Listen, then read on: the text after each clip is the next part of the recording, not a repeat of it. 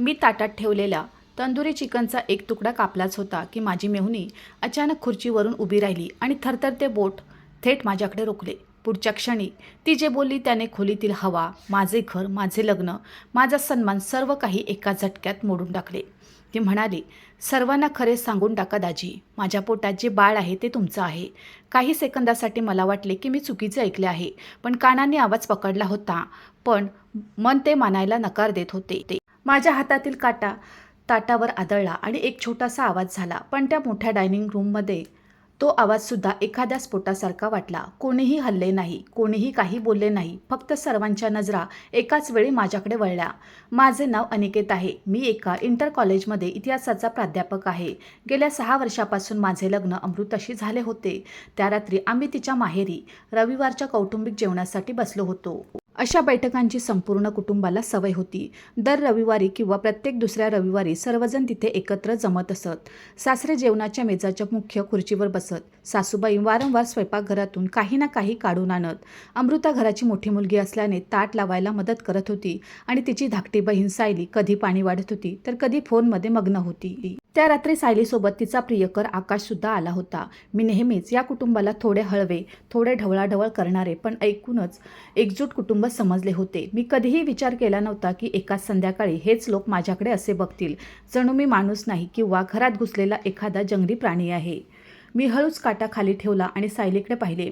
तिचा चेहरा पांढरा पडला होता, डोळे लाल होते, ओठ थरथरत होते. जर मी तिला आधीपासून ओळखत नसतो तर कदाचित मी सुद्धा तिच्या बोलण्यावर विश्वास ठेवला असता.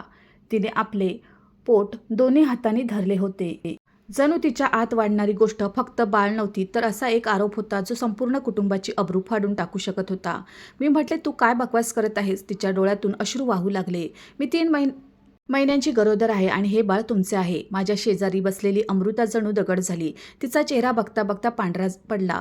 तिचे ओठ उघडले पण आवाज बाहेर आला नाही. मग ती माझ्याकडे वळली आणि पुटपुटली, अनिकेत ही काय म्हणते? मी लगेच सांगितले, ही खोटं बोलते, पूर्णपणे खोटे. पण सायली जणू याच क्षणाची वाट पाहत होती. तिने एक तुटलेला आणि घाबरलेला आवाज काढला आणि म्हणाली, मला गप्प राहायचे होते. खूप दिवसापासून गप्प होते, पण आता राहू शकत नाही. जुलैमध्ये जेव्हा आपण सर्वजण उदयपूरच्या फार्म हाऊसवर गेलो होतो, त्याच रात्री सर्वजण झोपले होते. तेव्हा हे माझ्या खोलीत आले होते. हे सांगताना तिने माझ्याकडे पाहिले नाही. तिने अमृताकडे पाहिले, थेट आपल्या मोठ्या बहिणीकडे. तिच्या खेळीचा तोच सर्वात खतरनाक भाग होता. ती माझ्याशी लढत नव्हती. ती आपल्या बहिणीचा विश्वास माझ्या विरुद्ध उभा करत होती. मी माझ्या खुर्चीवरून जवळजवळ उडीच मारली. हे कधीही घडले नाही, अजिबात नाही. एक शब्दही खरे नाही. सायली मोठ्याने रडू लागली, इतक्यात हुशारीने की सासूबाईंची ममता एका क्षणात उफाळून आली. त्या लगेच उठल्या, तिच्याजवळ गेल्या, तिला मिठी मारली आणि माझ्यावर अशी नजर टाकली जणू त्यांनी त्याच वेळी पोलीस बोलवायला हवे होते. सासऱ्यांची खुर्ची मागे सरकली. ते जड पावलाने उभे राहिले. आकाश आतापर्यंत गप्प बसला होता, डोके खाली करून. त्याने एकदाही मध्ये बोलण्याचा प्रयत्न केला नाही. तीच शांतता माझ्या मनात कुठेतरी अडकून बसली. अमृताने कष्टाने म्हटले, अनिकेत माझ्याकडे बघ, खरे सांग, ही खोटे बोलते ना? मी तिच्या डोळ्यात बघून सांगितले, हो, ही खोटे बोलते. मी हिला स्पर्श केला सुद्धा नाही. सायली रडत रडत म्हणाली, याने कित्येक महिने मला घाबरवले. सांगितले की जर मी कोणाला सांगितले तर माझे आयुष्य उद्ध्वस्त करतील. मला गप्प राहायला सांगत राहिले. परिस्थिती इतकी भयंकर नसती तर मी कदाचित हसलो असतो. मी म्हटले, माझ्याकडे तुझा नंबर सुद्धा नाही. मी तुला कधी मेसेज केला नाही, कधी फोन केला नाही. सासरे गरजले, बस, एक शब्द सुद्धा आता नको, निघून जा माझ्या घरातून. मी त्यांच्याकडे पाहिले, बाबा तुम्ही मला ओळखता ना? मी असे काही?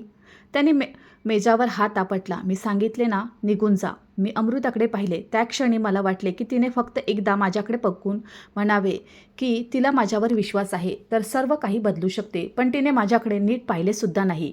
तिच्या डोळ्यात भीती होती, गोंधळ होता, धक्का होता, पण विश्वास नव्हता. तो विश्वास त्या खोलीत सर्वात आधी मेला होता. मी म्हटले, अमृता तुला सत्य माहीत आहे, तुला माहीत आहे मी असे करू शकत नाही. तिने खूप हळू आवाजात म्हटले, सध्या तुम्ही इथून निघून जा. ती अहोवरून तू वर कधी आली मला समजले सुद्धा नाही. पण तोच बदल माझ्यासाठी सर्वात मोठी जखम होता. जणू मी तिचा पती राहिलो नव्हतो. जणू मी अचानक कोणीतरी अनोळखी माणूस झालो होतो, ज्यांच्याशी अंतर राखूनच बोलले जाते. मला आजही आठवते त्या रात्री जेवणाच्या मेजावर काय काय ठेवले होते. दाल मखनी, शाही पनीर, तंदुरी चिकन, जिरा राईस, बुंदी रायता, कोशिंबीर आणि मध्ये चांदीच्या वाटीत गुलाबजाम. त्या रात्री कोणीही पूर्ण जेवण केले नाही, पण माझ्यासाठी शोकांतिका ही होती की त्या मेजावर उरलेले अन्न अजूनही कुटुंबासारखे दिसत होते आणि कुटुंब स्वतः विखुरले गेले होते. मी खुर्ची मागे केली, हळूच उठलो आणि शेवटच्या वेळी अमृताकडे पाहिले. तिने आपली नजर वळवली. मी काहीच बोललो नाही, कारण त्यावेळी मला समजले होते की जेव्हा एखादी स्त्री रडत असते, कुटुंब घाबरलेले असते आणि गोष्ट अब्रूशी जोडली जाते, तेव्हा सत्य बोलणाऱ्या माणसाचा आवाज सर्वात कमकुवत पडतो. मी बाहेर आलो.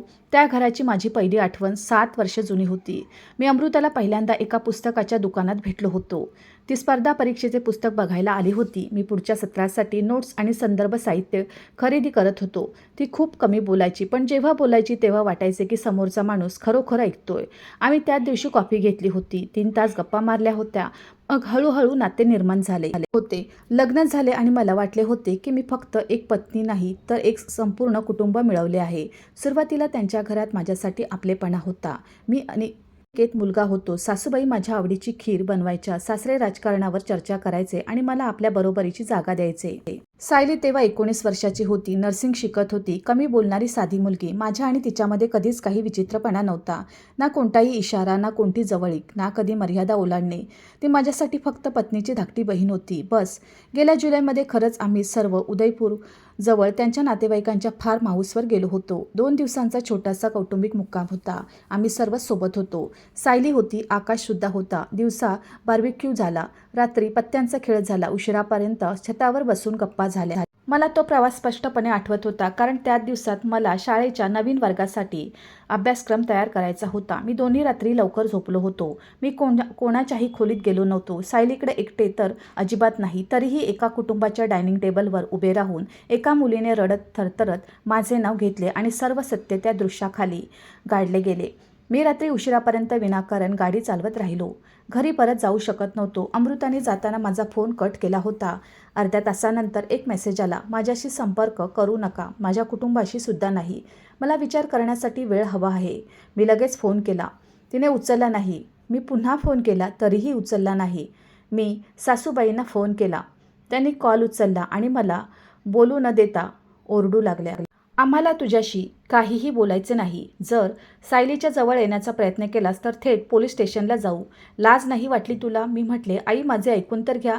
पण मी काहीच केले नाही. त्यांनी फोन कापला. 2 मिनिटांनंतर सासऱ्यांचा संदेश आला, जर स्वतःचे भले हवे असेल तर गायब होऊन जा. तो संदेश वाचून पहिल्यांदा माझे हात गार पडले. आरोप फक्त आरोप राहिला नव्हता, आता ती धमकी बनली होती. सामाजिक मृत्यू, कायदेशीर भीती, कौटुंबिक बहिष्कार, सर्व काही एकाच वेळी माझ्यासमोर उभे होते. अखेर मी जयपूर दिल्ली हायवेजवळ एका स्वस्त लॉन्जमध्ये थांबलो. खोलीत ओलावा होता. चादरीतून डिटर्जंट आणि जुन्या ओलाव्याचा संमिश्र वास येत होता. एसीचा आवाज मधूनच अडकत होता आणि खिडकीच्या बाहेरून ट्रकची ये जा रात्रभर सुरू होती. मी बेडच्या कडेला बसून माझा फोन बघत राहिलो. माझे मन एकाच गोष्टीवर अडकले होते. सायली खोटे बोलते, पण का आणि आत्ताच का? जर ती खरोखर मला अडकवत असेल तर कारण काय होते? आणि जर ती एकटी हे करत नसेल तर तिच्यासोबत कोण होते? मी घड्याळ पाहिले. रात्रीचे 1:30 वाजले होते. मी झोपू शकत नव्हतो, म्हणून मी तेच केले जे एक इतिहासाचा शिक्षक करतो जेव्हा त्याचे वर्तमान खोट्याने भरले जाते. मी रेकॉर्ड शोधायला सुरुवात केली. सर्वात आधी मी माझे कॉल लॉग काढले. मग जुने chats, email, bank message, cloud backup आणि व्हॉट्सॲपचा जुना डेटा. सायलीसोबत माझे कोणतेही वैयक्तिक बोलणे नव्हतेच. ना नियमित कॉल, ना खाजगी मेसेज, ना लपवलेले चॅट, काहीच नाही. जेवढ्या वेळा बोलणे झाले ते फक्त फॅमिली ग्रुपमध्ये किंवा सर्वांच्या समोर परिस्थितीत झाले होते. मी प्रत्येक गोष्टीचे स्क्रीनशॉट घ्यायला सुरुवात केली. मग मी फोनची लोकेशन हिस्ट्री उघडली. जुलैच्या फार्म हाऊस ट्रिपच्या तारखा काढल्या. त्या रात्री मी कुठे होतो, कधी हल्लो, किती वेळ बाहेर गेलो, सर्व बघू लागलो. मला अपेक्षा नव्हती की तंत्रज्ञान माझ्यासाठी साक्ष देईल, पण त्या रात्री स्वतःच्या आठवणीपेक्षा जास्त विश्वास मला डेटावर वाटत होता. कारण माणसाच्या आठवणीवर प्रश्न उपस्थित केला जाऊ शकतो, पण टाईम स्टॅम्प खोटे कमी बोलतात. लोकेशन हिस्ट्रीमध्ये जे दिसले त्याने माझ्या मनात पहिल्यांदा थंड हवेच्या झुळकेसारखे काहीतरी भरले. त्या 2 दिवसात माझा फोन मुख्य घरापासून क्वचितच 2 वेळा वेगळ्या लोकेशनवर गेला होता. एकदा संध्याकाळी सर्वांसोबत फार्म हाऊसच्या मागे असलेल्या छोट्या घाटापर्यंत, दुसऱ्यांदा पुढच्या दिवशी अमृतासोबत जवळच्या दुकानापर्यंत. रात्रीच्या वेळी, विशेषतः त्यावेळेच्या आसपास जेव्हा सायली आरोप करत होती, माझा फोन मुख्य इमारतीतच नोंदवलेला होता. सायलीच्या खोलीच्या दिशेने कोणतीही हालचाल दिसत नव्हती. ना रात्री उशिरा बाहेर जाणे, ना कोणतेही एकटा फेरफटका. मी स्क्रीनशॉट घेतले, एक एक करून सुरक्षित फोल्डरमध्ये टाकून दिले. हा अंतिम पुरावा नव्हता, पण ही पहिली भेग होती आणि त्या रात्री मला एका भेगेची गरज होती, संपूर्ण दरवाजाची नाही. माझे लक्ष आकाशकडे गेले. पूर्ण आरोप लावला जात असताना तो गप्प का होता? तर त्याची प्रेमिका आत्ताच सर्वांसमोर स्वीकार करत होती की ती कोणा दुसऱ्याच्या बाळाची आई होणार आहे. तर तो इतका शांत कसा बसून राहिला? ना राग, ना धक्का, ना प्रश्न, ना तुटणे, फक्त शांतता. ती शांतता आता मला अस्वाभाविक वाटली. मी त्याचे सोशल मीडिया शोधायला सुरुवात केली. त्याचे प्रोफाईल उघडेच होते. 2 दिवसापूर्वीच्या फोटोमध्ये तो आणि सायली एका कॅफेमध्ये सोबत बसून हसत होते. एकमेकांच्या खूप जवळ असलेल्या चेहऱ्यावर ती अस्वस्थता नव्हती जी अशा गौप्यस्फोटानंतर कोणत्याही नात्यात दिसली पाहिजे. मी अजून खाली गेलो. ऑगस्टची एक पोस्ट मिळाली. लवकरच खूप मोठा बदल येणार आहे. कमेंट्समध्ये मित्रांनी हार्ट इमोजी दिले होते. कोणीतरी विचारले होते की साखरपुडा नक्की झाला का? उत्तरामध्ये सायलीने लिहिले होते, त्यापेक्षाही मोठे. मी बराच वेळ स्क्रीनकडे पाहत राहिलो. त्यापेक्षाही मोठे याचा अर्थ काय होता? बाळ, लग्न, पळून जाऊन नवीन आयुष्य किंवा एखादी योजना जी नंतर बिघडली. तेवढ्यात माझा फोन व्हायब्रेट झाला. अनोळखी नंबरवरून संदेश आला. जास्त शोध घेऊ नकोस. ही तुझ्यासाठी शेवटची चेतावणी आहे. माझ्या मनात एकाच वेळी 2 भावना आल्या, भीती आणि राग. जर सर्व काही खरे होते तर मग चेतावणी कशासाठी? आणि जर खोटे होते तर मग कोणाची तरी इच्छा होती की मी सत्यापर्यंत पोचण्याआधी थांबावे. मी त्या संदेशाला उत्तर दिले नाही. त्याचा स्क्रीनशॉट घेतला आणि त्याच फोल्डरमध्ये टाकून दिला. रात्रीचे 3 वाजले होते. माझे डोके फुटत होते, पण आता मी आधीसारखा हतबल नव्हतो. आता माझ्याकडे फक्त काही सुरुवातीचे धागे होते. कॉल रेकॉर्ड, लोकेशन हिस्ट्री, आकाशची विचित्र शांतता, सोशल मीडियाचे संकेत आणि तो धमकीचा मेसेज. यावरून मी कोणाचेही मन वळवू शकत नव्हतो, ना अमृताचे ना तिच्या कुटुंबाचे. पण एवढे नक्की झाले होते की हे फक्त घाबरलेल्या मुलीने अचानक बोललेले खोटे नव्हते. यामागे तयारी होती. कथा आधीच रचली गेली होती. मी बेडच्या कडेला बसून राहिलो. बाहेरून ट्रकचा आवाज येत होता. फोनची स्क्रीन वारंवार बंद होत होती. माझे लग्न, माझे नाव, माझा पेशा, सर्व काही एका मुलीच्या अश्रूच्या खाली दबले गेले होते, जी आतापर्यंत माझ्यासाठी फक्त माझ्या पत्नीची धाकटी बहीण होती. त्या रात्री पहिल्यांदा मला याची जाणीव झाली होती की कोणत्याही माणसाचे आयुष्य संपवण्यासाठी नेहमी पुराव्याची गरज पडत नाही. कधी कधी फक्त योग्य ठिकाणी, योग्य वेळी आणि योग्य लोकांसमोर बोललेले एक खोटेच पुरेसे असते. पण त्याच रात्री त्या घाणेरड्या छोट्या लॉन्चच्या खोलीत माझ्या हातातील चमकणाऱ्या स्क्रीनने अजून एक गोष्ट सिद्ध केली. त्या खोट्या बोलण्यात कुठेतरी एक अशी भेग होती जिला जर मी पकडले असे तर पूर्ण महाल कोसळू शकला असता. आणि मग माझ्या मनात एक प्रश्न स्पष्टपणे उमटला. जर सायली खोटं बोलत होती तर तिच्या पोटात वाढणाऱ्या बाळाचा खरा बाप कोण होता? मी त्या रात्री झोपण्याचा प्रयत्नसुद्धा केला नाही. सकाळपर्यंत मी फक्त 2 गोष्टींमध्ये अडकलो होतो. एकीकडे अपमान आणि दुसरीकडे राग. आणि या दोघांच्या मध्ये एक तिसरी गोष्ट हळूहळू आकार घेत होती, संशय, नाही तर खात्री. आता मला वाटू लागले होते की जे काही माझ्यासोबत झाले ते अचानक नव्हते. ते तयार केले गेले होते. कोणीतरी कथा आधीच लिहिली होती. फक्त त्याचा रंगमंच त्या रात्रीचे जेवणाचे मेज बनले. सकाळी सुमारे 6 वाजता मी लॉन्चच्या वॉश बेसिनवर झोकून चेहरा धुवत होतो. जेव्हा आरशात स्वतःचा चेहरा बघून मला एक विचित्र धक्का बसला. एकाच रात्री माणूस किती बदलू शकतो हे मी तेव्हा पाहिले. डोळ्याखाली काळी वर्तुळे, दाढीचा हलका खरखरीत थर, ओठ सुकलेले आणि चेहऱ्यावर असा ताण जणू मी अनेक दिवसापासून धावत आहे. मी स्वतःला सावरले आणि ठरवले की मी आता कोणाशीही भांडण करणार नाही. मी स्पष्टीकरणसुद्धा देणार नाही. मी फक्त पुरावे गोळा करेन. कारण त्या रात्री मला एक गोष्ट समजली होती की ज्या कुटुंबाने माझे न ऐकताच मला दोषी मानले त्यांच्यासमोर फक्त शब्द व्यर्थ होते. मला अशी उत्तरे हवी होती जी रडणे, ओरडणे, भावना, नाते या सर्वांच्या वर टिकू शकतील. मी माझ्या स्कूलमध्ये फोन करून 2 दिवसांची सुट्टी घेतली. आवाज जितका होईल तितका सामान्य ठेवला. प्रिन्सिपलने फक्त एवढेच विचारले की सर्व ठीक आहे का? मी म्हटले घरात थोडी समस्या आहे. हे अर्धे सत्य होते. बाकी अर्धे माझ्या गळ्यात अडकले होते. त्यानंतर मी सर्वात आधी माझा जुना मित्र प्रतीकला फोन केला. आम्ही कॉलेजपासून सोबत होतो. आता तो सायबर सेलमध्ये नव्हता, पण खाजगी डिजिटल फॉरेन्सिकशी संबंधित कामे करायचा. तो अशा लोकांपैकी होता जे भावनिक प्रतिक्रिया देण्यापूर्वी गोष्टींकडे तथ्याप्रमाणे बघतात. मला त्याचीच गरज होती. त्याने फोन उचलला तेव्हा म्हणाला, इतक्या सकाळी सर्व ठीक आहे ना? मी म्हटले नाही, अजिबात नाही, आणि मला तुझी मदत हवी आहे. मी त्याला पूर्ण गोष्ट सांगितली नाही. फक्त एवढेच म्हटले की माझ्यावर एक खूप गंभीर खोटा आरोप लावला गेला आहे आणि मला काही डेटा सुरक्षित करायचा आहे. त्याने जास्त न विचारता सांगितले की जे काही आहे आधी सर्व बॅकअप कर. फोनचा पूर्ण data, call log, location history, cloud drive, mail, timeline, photo metadata, काहीही डिलीट करू नकोस. आणि हो, स्क्रीनशॉटवर अवलंबून राहू नको. फायनल एक्सपोर्टसुद्धा काढ. त्याच्या आवाजात तीच व्यावहारिक कडक शिस्त होती ज्याची मला गरज होती. मी जवळच्या चहाच्या दुकानातून चहा घेतला आणि लॉन्चवर परत जाऊन कामाला लागलो. कॉल लॉग एक्सपोर्ट केला. गुगल लोकेशन हिस्ट्री डाउनलोड केली. जुलैच्या दिवसांची टाईमलाईन वेगळी सेव्ह केली. फोटो गॅलरीमध्ये गेलो आणि त्यास फार्म हाऊस ट्रिपचे फोटो निवडू लागलो. फोटो कधीकधी अशा गोष्टींची साक्ष देतात ज्या लोक नंतर आपल्या सोयीनुसार बदलू लागतात. पहिल्या संध्याकाळच्या फोटोमध्ये आम्ही सर्व सोबत होतो. सासरे, सासूबाई, अमृता, सायली, आकाश, मी आणि 2-3 नातेवाईक. दुसऱ्या रात्रीच्या फोटोमध्ये मी एक गोष्ट नोटीस केली. रात्री सुमारे 10:30 वाजेनंतरच्या कोणत्याही फोटोमध्ये सायली नव्हती. आधी मला हे सामान्य वाटले. कोणतीही मुलगी थकून लवकर खोलीत जाऊ शकते यात असामान्य काही नाही. पण मग मी टाईम स्टॅम्प पाहिले. त्याच वेळेच्या आसपास आकाशचा सुद्धा कोणताही फोटो नव्हता. जवळपास 45 मिनिटे दोघेही कोणत्याही फोटोमध्ये नव्हते. त्यानंतर आकाश पुन्हा एका ग्रुप फोटोमध्ये दिसला. जणू काही झालेच नाही. मी फोनवर फोटो झूम करून पाहिले. बाकी सर्व सामान्य वाटत होते, पण आता माझ्या नजरा सामान्य गोष्टींमध्ये सुद्धा असामान्य पॅटर्न शोधत होत्या. मी त्या ट्रिपची फॅमिली ग्रुप चॅट उघडली. तिथे एका जुन्या मेसेजवर माझी नजर पडली. पुढच्या दिवशी सकाळी सायलीने लिहिले होते, काल रात्री खूप तब्येत खराब झाली होती म्हणून लवकर झोपले. खाली अमृताने विचारले होते, आता कशी आहेस? सायलीने उत्तर दिले होते, ठीक आहे ताई, बस झाल्यासारखे वाटते. मी स्क्रीनवर काही वेळ तेच वाचत राहिलो.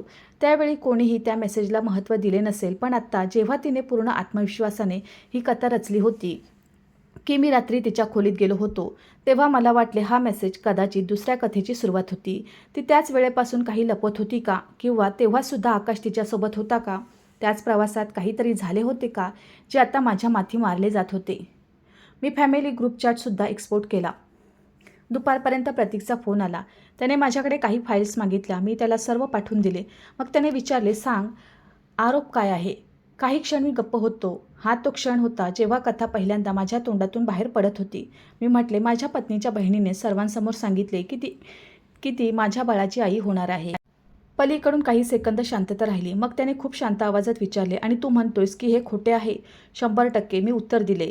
मग आपण भावना नाही तर पॅटर्न बघू. त्याने एक एक करून प्रश्न विचारायला सुरुवात केली. सायलीचे वय, तिचा बॉयफ्रेंड, ट्रिप कधी झाली, पत्नीचं वागणं आधी कसं होतं, आधी कधी कोणी मर्यादा ओलांडल्याचा आरोप लावला का, मेहुनी आणि तिच्या बॉयफ्रेंडमध्ये काही समस्या होती का, प्रेग्नन्सीचे कोणते मेडिकल पेपर दाखवले का? शेवटच्या प्रश्नावर मी अडखळलो नाही. त्या रात्री कोणीही कोणतीही रिपोर्ट दाखवली नव्हती. फक्त अश्रू होते, आरोप होता आणि कुटुंबाचा संताप. प्रतीक म्हणाला, म्हणजे कथा भावनिक आहे, कागदपत्रे नाहीत, हे लक्षात ठेव. ही एक छोटी गोष्ट होती, पण माझ्यासाठी खूप मोठी. खरंच त्या रात्री कोणीही मला कोणताही प्रश्न विचारला नव्हता. कोणी तारीख विचारली नाही, परिस्थिती विचारली नाही, कोणताही पुरावा मागितला नाही. फक्त कथा ऐकवली गेली आणि मला दोषी मानले गेले. दुपारनंतर मी आकाशबद्दल माहिती काढायला सुरुवात केली. त्याच्या इंस्टाग्राम, फेसबुक, लिंक्डइन प्रत्येक गोष्टीवर गेलो. त्याचे फोटो बघून तो असा मुलगा वाटायचा ज्याला भारतीय कुटुंबात चांगल्या घरचा मुलगा म्हणून पसंत करतील. नीटनेटके कपडे, बनावटी नम्रता, कधी मंदिराचा फोटो, कधी कॉफी शॉप, तर कधी एखाद्या NGO इव्हेंटचा फोटो. पण जितका मी खाली गेलो तितके त्याच्या पोस्टमध्ये एक विचित्र अस्वस्थता दिसू लागली. वारंवार नवीन सुरुवात, मोठा बदल, योग्य वेळ, लवकरच सर्व ठीक होईल अशी वाक्ये जी अनेकदा ते लोक लिहितात जे एखाद्या गोंधळात अडकलेले आहेत पण जगाला आत्मविश्वास दाखवू इच्छितात. मग मला एक जुना फोटो मिळाला. हा जवळपास 4 महिने जुना होता. त्यात सायली आणि आकाश अजमेर रोडच्या एका क्लिनिकसारख्या बिल्डिंगच्या बाहेर उभे होते. फोटो पुसट होता, कदाचित स्टोरीवरून सेव्ह केला होता. मागील बोर्ड नीट दिसत नव्हता, पण पांढरा कोट घातलेली एक महिला फ्रेममध्ये होती. दोघेही हसत नव्हते. ही कोणती डेटची जागा वाटत नव्हती. मी तो फोटो सेव्ह केला. संध्याकाळपर्यंत माझ्याकडे इतक्या गोष्टी जमा झाल्या होत्या की आता मला थेट मदतीची गरज होती. कोणा अशा माणसाची जो कुटुंबातील जगाची नाही तर बाहेरच्या जगाची भाषा समजतो. मी माझ्या मामाचा मुलगा स्वप्नीलला फोन केला. तो वकिली करायचा. खूप जवळचे नाते नव्हते, पण विश्वासालायक होता. मी त्याला फक्त एवढेच म्हटले की माझ्यावर एक खोटा वैयक्तिक आरोप लावला गेला आहे आणि मला प्रतिबंधात्मक सल्ला हवा आहे. त्याने संध्याकाळी भेटायला सांगितले. मी थेट त्याच्या चेंबरमध्ये पोहोचलो. त्याने मला बघताच गंभीर नजरेने वरून खाली पाहिले आणि म्हणाला, तुझ्यावर काय बेतले आहे ते चेहरा सांगतोय. मी साधे हसलो सुद्धा नाही. मी त्याला सर्व सांगितले. यावेळी थोड्या विस्ताराने. त्याने लक्ष देऊन ऐकले, मध्ये तोडले नाही. शेवटी त्याने खुर्चीवर पाठ टेकवली आणि म्हणाला, पहिली गोष्ट घाबरणे बंद कर. दुसरी गोष्ट, तुझ्या विरोधात अजून कोणतीही लेखी तक्रार नाही. ही चांगली गोष्ट आहे. तिसरी गोष्ट, त्यांच्याशी रेकॉर्डिंगशिवाय कोणतेही बोलणे करू नकोस. चौथी गोष्ट, जो काही धमकीचा किंवा आरोपाचा मेसेज येईल तो सांभाळून ठेव. मग तो थोडा पुढे झुकला आणि म्हणाला, आणि 5वी गोष्ट, जर मुलीचे कुटुंब कथा रचत असेल तर कोणत्या ना कोणत्या बिंदूवर ती कथा वेळ, जागा आणि माणसाच्या स्तरावर तुटेल. खोटं अनेकदा भावनेतून सुरू होतं पण तथ्यावर टिकत नाही. मी त्याला आकाशचा फोटो दाखवला, क्लिनिकवाला. त्याने फोटो काही वेळ पाहिला. बघ म्हणाला, हे त्याच वेळचे असू शकते का जेव्हा ती गरोदर झाली? मी म्हटले, कदाचित, मला माहीत नाही. तो म्हणाला, माहिती काढ पण थेट नको. कोणतीही घाई तुला संशयास्पद दाखवेल. मी जेव्हा चेंबूरमधून बाहेर पडलो तेव्हा संध्याकाळ होत होती. माझ्या फोनवर आत्तापर्यंत अमृताचा एकही मेसेज आला नव्हता. ही गोष्ट दिवसभर माझ्या मनात टोचत राहिली. आरोप लावणारी मुलगी माझी मेव्हणी होती. धमकी देणारे कुटुंब तिचे होते. पण माझी पत्नी कुठे होती? ती रडत होती का? तिने माझ्यावर विश्वास ठेवण्याचा प्रयत्न तरी केला का? तिने माझ्यापासून दूर जाण्यापासून एकदा तरी स्वतःच्या मनात हा प्रश्न विचारला का की मी खरे बोलत आहे की तिने सुद्धा तेच केले जे सर्वांनी केले? सर्वात सोपी कथा निवडून घेतली. रात्री मी हिम्मत करून तिला एक लांब संदेश लिहिला. मी तुझ्यासोबत कधीही विश्वासघात केला नाही. सायली खोटे बोलते. मी नाही जाणत ती असे का करते, पण मी शोधून काढेन. मी तुझ्यावर दबाव टाकणार नाही. बस एक गोष्ट सांगतोय, माझ्या आधी सत्याला सोडू नकोस. मी संदेश पाठवला. तासभर काहीच उत्तर आले नाही. मग फक्त 2 शब्द आले, मला वेळ हवा आहे. मी त्या स्क्रीनकडे बघतच राहिलो. 6 वर्षाचे लग्न, शेकडो सामायिक सकाळ, असंख्य छोट्या मोठ्या गोष्टी, प्रत्येक भांडणानंतर सोबत बसून समेट करणे, आजारपणात एकमेकांची काळजी घेणे, अचानक झालेल्या खर्चांची चिंता सोबत करणे, भविष्यासाठी योजना आखणे आणि आत्ता माझे पूर्ण अस्तित्व 2 शब्दात सामावले होते, मला वेळ हवा आहे. त्या रात्री मी माझ्या फ्लॅटवर गेलो नाही. मला अजूनही भीती वाटत होती की सासरचे लोक अचानक पोलीस किंवा इतर कोणत्याही धमकीसह येऊन उभे राहतील. मी लॉन्च बदललं आणि शहराच्या दुसऱ्या भागात एका थोड्या चांगल्या हॉटेलमध्ये खोली घेतली. तिथे किमान शांतता होती. त्या शांततेत बसून मी फार्म हाऊस ट्रिपचे उरलेले फोटो, व्हिडिओ आणि लोकेशन पिंग पुन्हा पाहिले आणि तेव्हाच मला ती गोष्ट दिसली जी आधी माझ्या नजरेतून सुटली होती. रात्री साधारण 11:17 एक छोटा व्हिडिओ होता. हा व्हिडिओ मी नाही तर अमृताने बनवला होता. सर्व लोक लॉनमध्ये बसले होते. बॅकग्राऊंडमध्ये हसणे, दुरून येणारे संगीत आणि मेजावर ठेवलेले ग्लास दिसत होते. व्हिडिओ फक्त 14 सेकंदाचा होता. पहिल्या नजरेत व्यर्थ, पण जेव्हा मी तो तिसऱ्यांदा पाहिला तेव्हा स्क्रीनच्या डाव्या बाजूने कोणीतरी माणूस वेगाने जाताना दिसला. चेहरा स्पष्ट नव्हता, फक्त बाजूचा भाग होता. पण त्याची टी-शर्ट आणि घड्याळ ओळखायला मला उशीर लागला नाही. तो आकाश होता. व्हिडिओची वेळ 11:17 होती. सायलीच्या कथित आरोपाप्रमाणे तीच वेळ होती जेव्हा मी तिच्या खोलीत होतो किंवा तिच्या आसपास होतो. पण या व्हिडिओमध्ये आकाश लॉनमधून मुख्य घराच्या दिशेने वेगाने जात होता, जणू एखाद्या खास जागी पोहोचायचे आहे. मी व्हिडिओ थांबवला, झूम केला. पुसट होता पण ओळखण्यालायक होता. माझ्या मनात पुन्हा तीच थंड हवा फिरली. मी टाईमलाईन बनवली. 10:35 सायली फोटोमधून गायब. 10:40 ते 11:20 आकाशसुद्धा गायब. 11:17 व्हिडिओमध्ये आकाश मुख्य घराकडे जाताना दिसला. पुढच्या ग्रुप फोटोमध्ये तो परत सर्वांच्या मध्ये होता आणि दुसऱ्या दिवशी सकाळी सायलीची तब्येत खराब असल्याचा मेसेज. हा अजून न्यायालयाचा पुरावा नव्हता, पण हा कथेचा साचा बदलण्यासाठी पुरेसा होता. मी व्हिडिओ वेगळा सेव्ह केला आणि लगेच प्रतीकला पाठवला. त्याने 10 मिनिटांनंतर उत्तर दिले, इंटरेस्टिंग, याला हलक्यात घेऊ नकोस. अजून काही मी लिहिले. त्या रात्रीनंतर सायलीने ग्रुपमध्ये म्हटले होते तब्येत खराब होती. त्याने फक्त एक ओळ पाठवली, पॅटर्न बनत आहे. मी ती ओळ वारंवार वाचली, पॅटर्न बनत आहे. हेच तर होते. अजून माझ्याकडे अंतिम सत्य नव्हते, पण खोट्याचा आकार बनू लागला होता. आता हे स्पष्ट दिसू लागले होते की मी कोणत्याही अचानक झालेल्या भावनिक स्फोटाचा बळी नव्हतो. मला निवडले गेले होते. माझ्यावर आरोप लावणे ही कोणत्याही घबराटीची अंतिम प्रतिक्रिया नव्हती. कदाचित एक विचारपूर्वक केलेला बचाव होता. पण मग सर्वात मोठा प्रश्न तोच होता, मीच का? आकाश का नाही? जर बाळ आकाशचे होते, जसे आत्ता प्रत्येक गोष्ट इशारा करत होती, तर सायलीने त्याचे नाव घेण्याऐवजी माझे नाव का घेतले? आकाशने नकार दिला होता का? तो कोणा दुसऱ्या नात्यात अडकला होता का? त्याच्या कुटुंबाला काहीच समजायला नको होते का? किंवा मग माझ्यावर आरोप लावणे सर्वात सुरक्षित पर्याय होता, कारण मी कुटुंबातीलच माणूस होतो. इतका जवळचा की आरोप विश्वसनीय वाटावा आणि इतका बाहेरचा की बळी दिला जाऊ शकेल.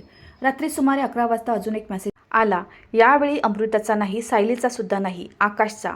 तू जितके उकरशील तितकी घाण बाहेर येईल, स्वतःसाठी सुद्धा आणि अमृताताईसाठी सुद्धा. शहाणपण यातच आहे की गोष्ट इथेच संपवून टाक. मी स्क्रीनवर उमटलेल्या त्या संदेशाकडे अशा प्रकारे पाहिले, जणू ती कोणत्या तरी कुलपाची चावी आहे. माझ्या छातीत धडधड वाढली. भीती अजूनही होती, पण आता भीतीमध्ये दिशासुद्धा होती. जर मी चुकीचा असतो तर आकाशने मला शांत राहण्याचा सल्ला का दिला असता? त्याला काय फरक पडतो? त्याने तर सर्वात आधी माझ्यावर तुटून पडायला हवे होते, पण तो मला थांबण्यासाठी सांगत होता. याचा अर्थ होता मी योग्य रस्त्यावर होतो. मी त्याला उत्तर दिले नाही. मी फक्त त्याचा स्क्रीनशॉट घेतला. पॅकअप केला आणि स्वप्नीलला पाठवला. स्वप्नीलचे उत्तर लगेच आले, आता हे प्रकरण फक्त घरगुती भावनिक वाद राहिलेले नाही, हे दबाव आणणे आहे. सांभाळून चाल, पण थांबू नकोस. मी खोलीचा दिवा बंद केला. अंधारातच फोनचा प्रकाश अजूनच प्रखर वाटत होता. माझे लग्न अजूनही तुटण्याच्या उंबरठ्यावर होते. माझे नाव अजूनही डागाळलेले होते. अमृता अजूनही माझ्यापासून दूर होती. पण पहिल्यांदा मला वाटले की कदाचित मी फक्त स्वतःचा बचाव करत नाहीये. कदाचित मी त्या कथेच्या मूळ मुळापर्यंत पोहोचणार आहे, ज्याने माझे पूर्ण आयुष्य हलवून टाकले. आणि तेव्हाच जसे नशिबाला हेच मंजूर होते. प्रतीकचा कॉल आला. त्याचा आवाज यावेळी आधीपेक्षा वेगळा होता, गंभीर आणि थोडा जोरात सुद्धा. तो म्हणाला, अनिकेत, मी एक गोष्ट काढली आहे आणि जर हे तेच आहेत जे मी विचार करतोय, तर सायलीचे खोटे बोलणे फक्त खोटे नाही, तर आधीपासून तयार केलेले जाळे आहे. मी ताठ बसलो. काय मिळाले? त्याने हळू पण स्पष्ट शब्दात सांगितले. त्या क्लिनिकच्या फोटोच्या मागे जो लोकेशन टॅग होता, त्यावरून मी ती जागा शोधली. ते मॅटर्निटी कन्सल्टेशन सेंटर आहे. आणि ऐक, त्या दिवशी आकाशचा फोनसुद्धा त्याच भागात ॲक्टिव्ह होता. माझे हात आपोआप आवळले गेले. म्हणजे त्याने माझे बोलणे कापले. कथा जुलैच्या त्या रात्रीपासून सुरू झाली नव्हती. कथा त्याआधीच सुरू झाली होती. मी काहीच बोललो नाही. बाहेर कुठेतरी लांबून कुत्रे भुंकत होते. खोलीत एसीचा स्थिर आवाज सुरू होता. पण माझ्या मनात सर्व काही एकदम स्थिर झाले. कारण आता माझ्यासमोर फक्त एक संशय नव्हता. आता पहिल्यांदा मला वाटले की मी त्या माणसाच्या नावाच्या अगदी जवळ पोहोचलो आहे, जो खरोखर या बाळाचा बाप होता. प्रतीकचा फोन कट झाल्यानंतर मी बराच वेळ तसाच बसून राहिलो. खोलीत अंधार होता, पण माझ्या मनात गोष्टी आता स्पष्ट दिसू लागल्या होत्या. जुलैच्या फार्म हाऊसच्या ट्रिपच्या रात्री आकाशची असामान्य शांतता, क्लिनिकचा फोटो, लोकेशन टॅग, धमकीचे संदेश, सायलीने रचलेली कथा आणि अमृताचे माझ्यापासून दूर जाणे, हे सर्व आता वेगवेगळ्या घटना राहिल्या नव्हत्या. त्या एकाच धाग्यात गुंफलेल्या होत्या आणि तो धागा थेट आकाश आणि सायलीपर्यंत जात होता. पण एक गोष्ट मी खूप स्पष्टपणे समजलो होतो की आता सत्याला फक्त जाणून घेणे पुरेसे नव्हते, ते समोर आणण्याची पद्धत त्यापेक्षा जास्त महत्त्वाची होती. कारण खोटे जर पूर्ण कुटुंबाच्या समोर बोलले गेले होते, तर सत्यसुद्धा असेच समोर आले पाहिजे होते की मग कोणीही त्याला भावनांच्या खाली दाबू शकणार नाही. पुढच्या दिवशी सकाळी मी सर्वात आधी स्वप्नीलशी बोललो. तो म्हणाला, आता तू घाईघाईत कोणतीही हिरोसारखी कृती करू नकोस. त्यांना एकट्यात पकडशील तर ते फिरून जातील. तुला असा मंच हवा आहे जिथे कथा पलटण्याची जागाच उरणार नाही. मी विचारले, म्हणजे? तो म्हणाला, म्हणजे एकतर दोघांना एकाच वेळी बोलायला भाग पाड, किंवा अशी तथ्य समोर ठेव की एकमेकांना वाचवता ते स्वतःच अडकतील.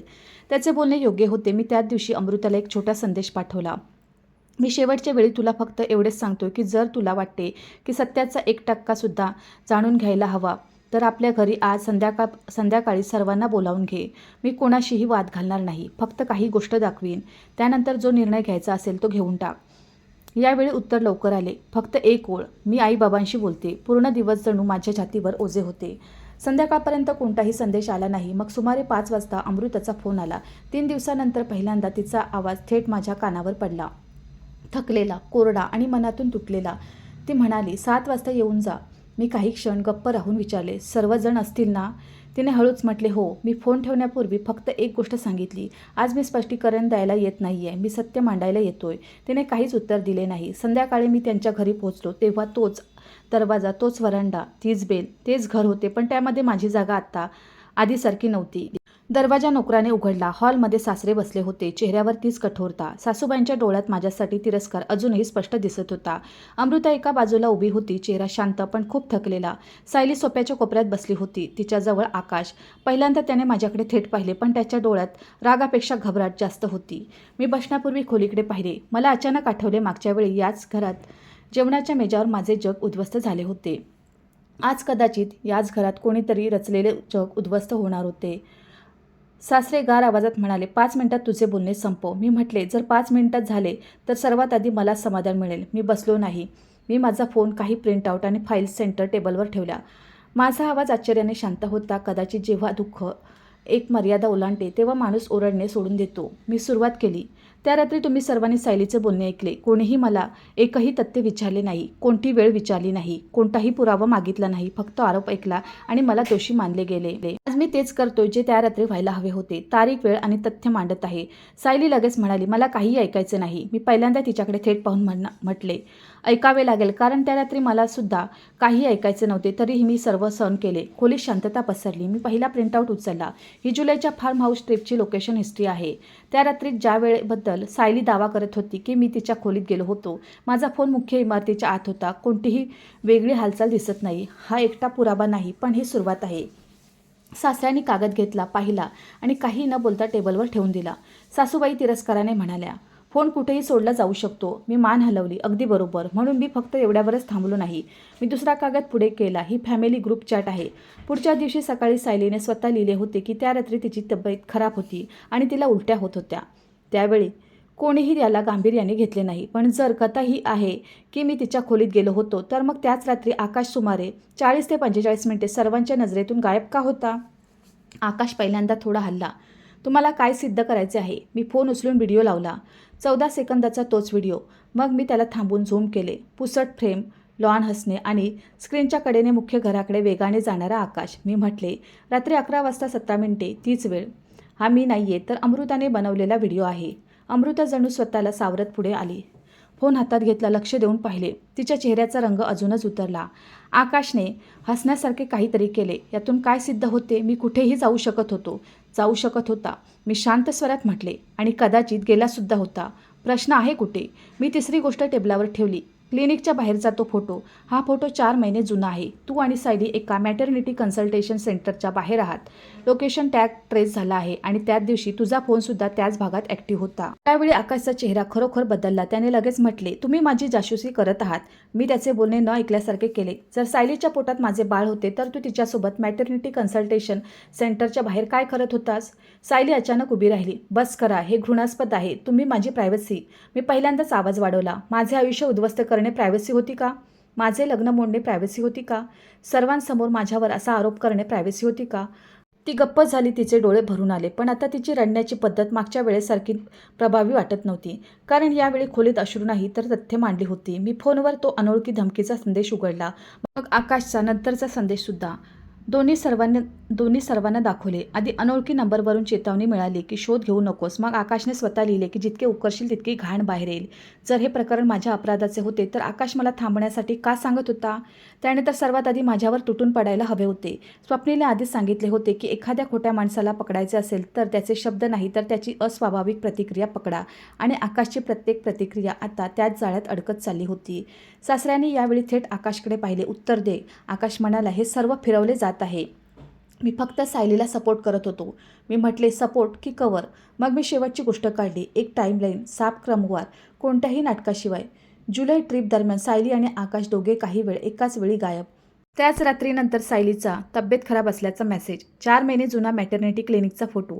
त्याच दिवशी आकाशचे लोकेशन त्या क्लिनिकजवळ. माझ्याविरुद्ध कोणताही चॅट, कॉल किंवा खाजगी संपर्काचा रेकॉर्ड नाही. आरोपानंतर आकाशची अस्वाभाविक शांतता. सत्यापर्यंत पोहोचण्यापासून रोखणारे धमकीचे संदेश. मी कागद टेबलावर ठेवला आणि हळूच म्हटले, आता तुम्ही सर्व हवे तर माझ्यावर तिरस्कार करत राहा. पण किमान एकदा सायलीला हे विचारा की जर बाळ माझे होते, तर आकाश या सर्व ठिकाणी तिच्यासोबत का होता? खोलीत जितकी जड शांतता त्या क्षणी पसरली, तशी मी आधी कधीच अनुभवली नव्हती. जणू प्रत्येक गोष्ट स्थिर झाली होती. पंख्याचा आवाजसुद्धा वेगळा ऐकू येत होता. अमृताची नजर आता सायलीवर होती. तिने खूप हळू, थरथरत्या स्वरात विचारले, सत्य काय आहे? सायलीने मान हलवली. ताई, मी सत्य काय आहे? यावेळी अमृताचा आवाज तुटलेला नव्हता. तो सरळ आणि कठोर होता.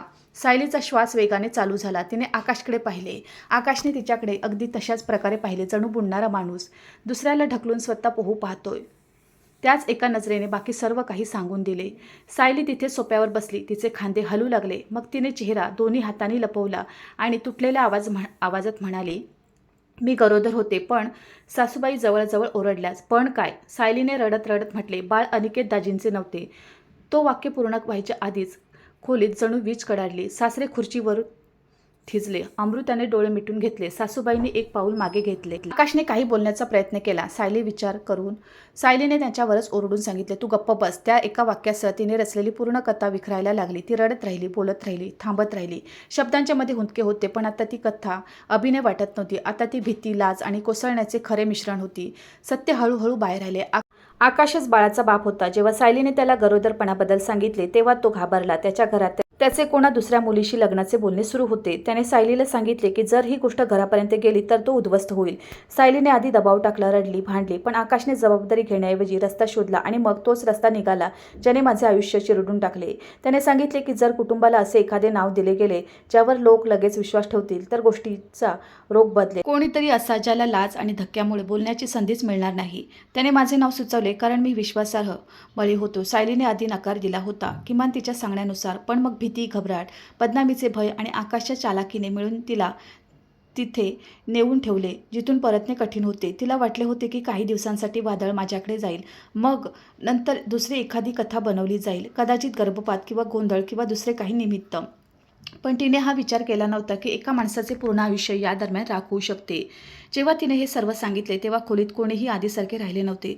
सासूबाई खुर्चीवर बसता बसता जणू कोसळल्या. सासऱ्यांनी आपल्या दोन्ही हातांच्या तळव्यावर गुडघे ठेवले आणि बराच वेळ मान झुकवून बसून राहिले. त्यांच्या चेहऱ्यावर राग नव्हता, त्यापेक्षाही जड गोष्ट होती, पश्चाताप. चुकीच्या माणसावर विश्वास ठेवल्याचा नाही, तर योग्य माणसाला न ऐकता चिरडून टाकल्याचा. आकाशने मध्येच पुन्हा बोलण्याचा प्रयत्न केला. काकू, काका, माझे बोलणे. यावेळी सासरे उठले. मी त्यांना इतक्या नियंत्रित रागात पहिल्यांदा पाहत होतो.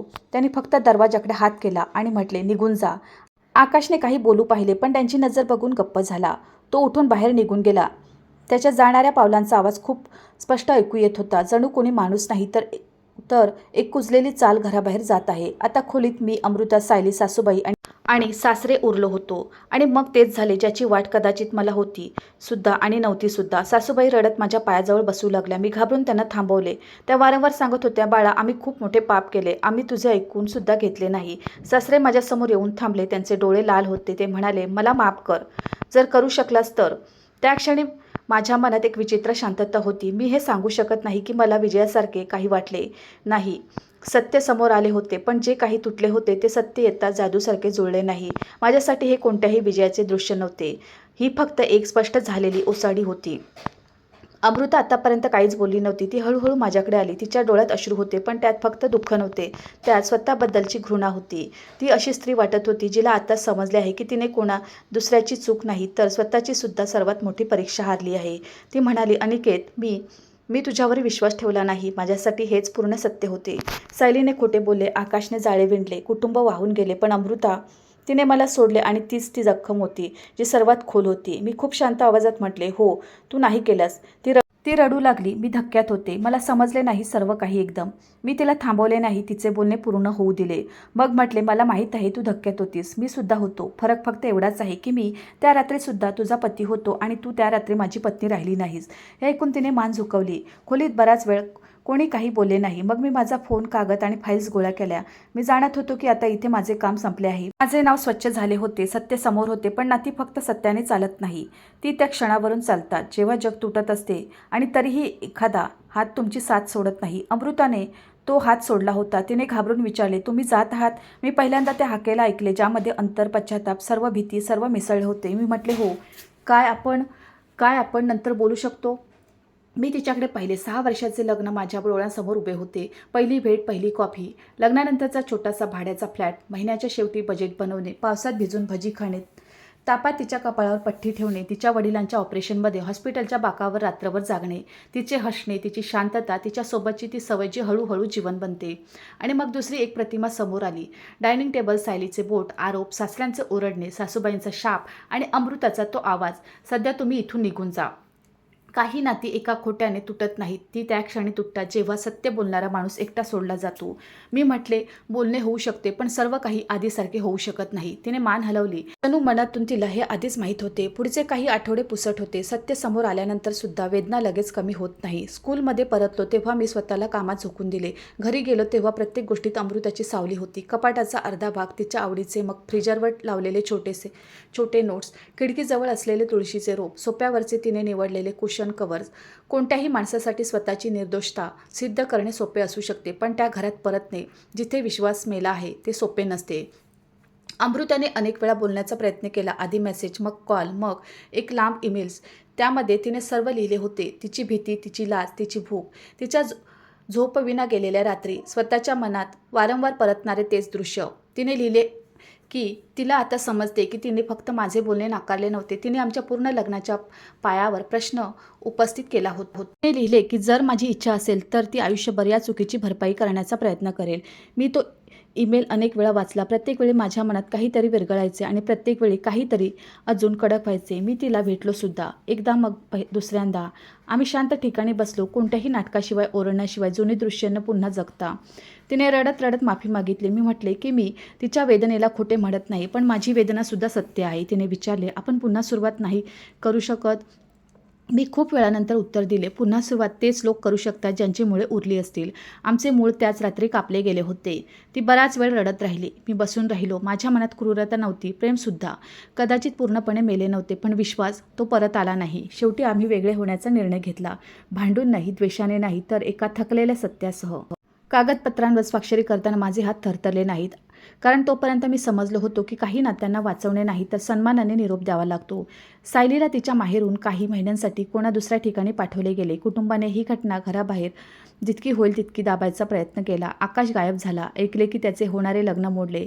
त्यानंतर काय झाले मी जाणून घेण्याचा प्रयत्न केला नाही. माझ्यासाठी ती कथा तिथेच संपली होती, जिथे त्याने माझ्या आयुष्याला स्वतःची ढाल बनवण्याचा प्रयत्न केला होता. सासऱ्यांनी नंतर एकदा मला भेटण्याची इच्छा व्यक्त केली. मी भेटलो. त्यांनी खूप कमी शब्दात सांगितले की मी एका प्रामाणिक माणसाला खोटे समजले. ही चूक माझ्यासोबतच राहील. त्या दिवशी मी पहिल्यांदा त्यांना एका तुटलेल्या माणसाप्रमाणे पाहिले. मी त्यांना दोष देणे बंद केले नव्हते, पण त्यांच्या पश्चातापाला खोटेसुद्धा म्हटले नाही.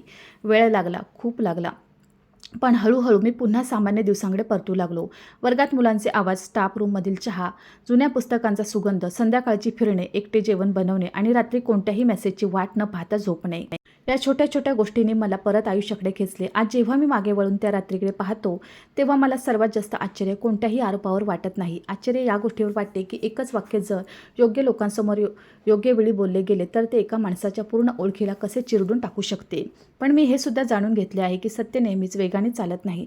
कधीकधी ते खूप हळू चालते, थकलेले, उशिरा पोहोचणारे. पण जर तुम्ही तुटूनसुद्धा त्याला सोडले नाही तर ते येते नक्कीच.